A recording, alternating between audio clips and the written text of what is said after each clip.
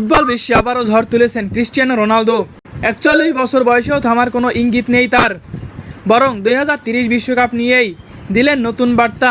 তাহলে কি সত্যি আরেকটি বিশ্বকাপে দেখা যাবে এই জীবন্ত কিংবদন্তিকে?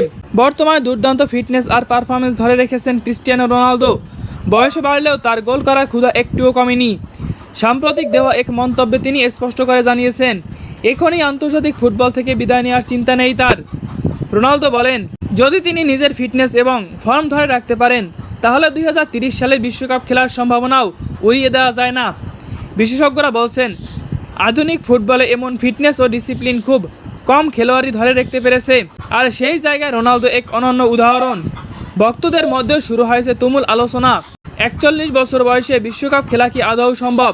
তবে রোনালদোর ক্যারিয়ার দেখলে অসম্ভব শব্দটাই যেন তার জন্য প্রযোজ্য নয়। তাই এখন প্রশ্ন একটাই, আমরা কি সত্যি 2030 বিশ্বকাপে আবারও দেখতে পাবো ক্রিস্টিয়ানো রোনালদোকে, নাকি এটাও থেকে যাবে শুধুই এক স্বপ্ন?